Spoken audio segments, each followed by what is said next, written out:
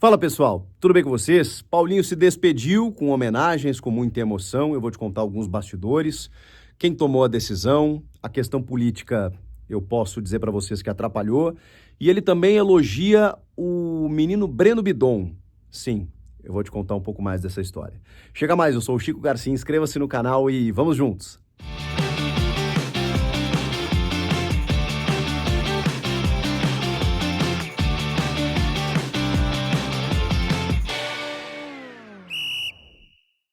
Pessoal, estou improvisado aqui na sede da Inexperiência, né, o meu escritório, onde a gente grava, por exemplo, o podcast com o Denilson Show, e já dizer para vocês que Paulinho será o nosso próximo entrevistado. A gente conversou com ele durante a tarde, depois que ele saiu lá do CT Joaquim Grava, onde se despediu na sua coletiva, com homenagens, com muita emoção. Ele escolheu o nosso podcast para falar, né, em primeira mão, e aí, obviamente, contou toda a sua história, falou sobre Barcelona, a seleção brasileira e os grandes momentos que ele viveu no Corinthians. E aí a gente conseguiu entender um pouco mais do porquê da saída do Paulinho nesse momento. Se foi uma decisão do clube, se foi uma decisão do jogador, ele meio que explicou isso na entrevista, né, falando que os ciclos se encerram, enfim. Desmentiu muitas situações de que ele havia pedido, né, mais 1 ano e meio de contrato, aquela coisa toda, e segundo ele reafirmou isso aqui, que todas as conversas eram até dezembro, mas com mais uma redução.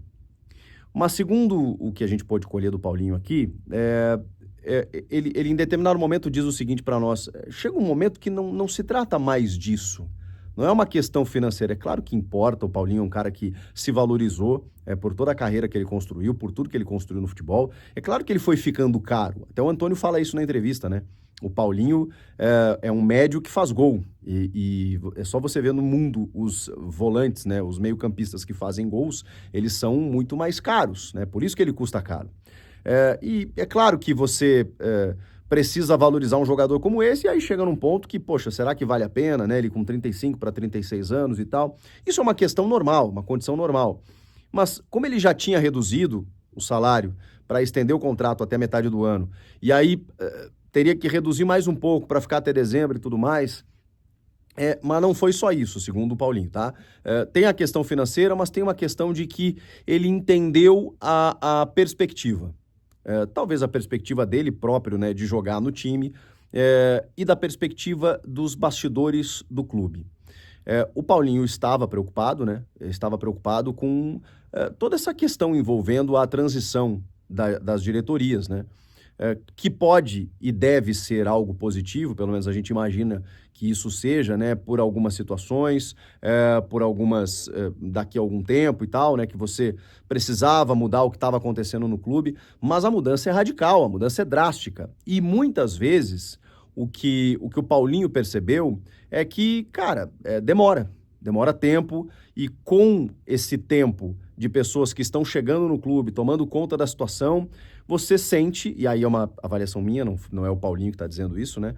Você sente ali uma inoperância, uma inexperiência, e muitas vezes os erros acabam acontecendo. E, bom, a gente está falando de erros da diretoria desde o começo da gestão, com boas intenções, pelo menos da minha avaliação, né? De tentar mudar o que não estava sendo feito de forma correta, com uma reformulação necessária, fazendo, enfim, né, trazendo novos jogadores, novos pensamentos, mas em muitos casos, essa inexperiência da nova diretoria acabou pesando na perda de alguns jogadores, na perda de alguns contratos, em algumas situações onerosas para o clube, né, como o contrato do Rojas, né, que acabou indo para a FIFA com 40 milhões, a saída do Lucas Veríssimo, a demora da inscrição do Rodrigo Garro, que ficou 1 mês parado. Cara, muitas situações, né, por conta dessa inoperância. E aí foi caindo todo mundo na volta do Augusto, né? Foi caindo todo mundo, caiu o Rubão, caiu o Sérgio Moura do marketing, caiu o diretor jurídico, os diretores jurídicos, né? E quase foi o financeiro, Rosalá Santoro, que ainda está sendo seguro pelo Augusto Melo. Teve uma informação aí, um zum, de que o Fabinho Soldado poderia sair. Não tem nada disso, não tem nada disso. Pode ter realmente um novo diretor estatutário na vaga do Rubão, mas o Fabinho Soldado é um cara que tem moral. Isso eu posso dizer para vocês. É um cara que tem moral com a torcida, é um cara que tem moral com os jogadores, porque ele começou a corrigir algumas situações que estavam sendo feitas de forma equivocada desde o começo da gestão. Mas também o Fabinho está tendo uma dificuldade e o Paulinho até falou sobre isso, porque ele não é um cara Corinthians, né? O Paulinho era um cara Corinthians, o Fagner era um cara Corinthians, o Cássio era um cara Corinthians. O que é um cara Corinthians? É um cara que está há muito tempo no clube, sabe como as coisas funcionam. E o Fabinho, embora muita capacidade, né? Foi bastante elogiado, né? De administrar essa situação com o elenco. Ele muitas vezes não sabe o tamanho que o clube tem. Que o clube acaba dimensionando, né? Na boa e na ruim. A gente sabe como isso funciona. Então, o Paulinho percebeu que a blindagem em relação ao que acontece no bastidor político pro elenco, ela não está acontecendo da melhor maneira. Então, reflete no vestiário. Os resultados, eles acabam amenizando um pouco essa questão política. O problema é quando o resultado não vier. Porque ontem, beleza, ganhou do Racing 3-0, classificou. Enquanto isso acontece, lindo. Ninguém fala muito, né, pelo menos nos primeiros dias, da questão política. Agora baixou um pouco a guarda, o resultado não veio e tal, começa aquela briga no bastidor e isso está sendo muito difícil dessa diretoria blindar o elenco de jogadores, que é um elenco totalmente novo, com muitas novidades, com muitos jovens, ou seja, muitas dificuldades. O ambiente está turbulento, está conturbado. E aí você bota tudo isso no pacote, o Paulinho entendendo que precisava jogar, o Paulinho entendendo que não queria ser um estorvo ali para, né, usando um termo até meio chulo, assim, né, para a comissão técnica, para a diretoria, pensou, chegou minha hora. E aí foi uma decisão do Paulinho, tá? O clube até ofereceu até o final do ano, mas ele chegou e foi conversando, e aí ele conta que na última conversa ele já tinha tomado a decisão dele de realmente encerrar o ciclo, e aí tem a questão dos 7 jogos no Campeonato Brasileiro, né, para ele ter mercado, ele antecipa o fim do vínculo, mas muita gente imagina que ele tem só como mercado o futebol brasileiro, e posso dizer para vocês que não. Não, assim, pode acontecer, né, de um clube fechar com o Paulinho, ainda não tem nada, pelo menos acabei de apurar com o próprio, que não tem nada nesse momento, mas ele não cogita, mais uma vez, jogar fora do país, seja no mercado asiático, seja no mercado norte-americano, onde ele tiver uma possibilidade de ainda desempenhar o seu futebol, e o Paulinho, vocês conhecem melhor do que eu até, vocês sabem o quanto ele é correto, assim, né? Um cara que tem uma conduta impecável, e ele fala que se ele sentir que ele tem que parar, que não dá mais, ele vai parar e tá tudo certo, o cara que tá com a vida resolvida, tem uma família espetacular e tá tudo certo. Mas realmente no Corinthians foi esse somatório, foi o fato de mais uma redução salarial, a falta de perspectiva no time, a questão do clube tá conturbada nesse momento, então ele resolveu encerrar o seu ciclo de uma forma muito bonita, né? Muita gente está comparando, né, a saída do Cássio e a saída do Paulinho. Eu acho que são situações completamente diferentes. O Paulinho teve um jogo para se despedir, que foi pedido do Antônio, uma conversa na véspera entre o Antônio e o Paulinho. O Antônio chegou para o Paulinho e falou assim, cara, você tem que se despedir no campo, você tem que se despedir jogando.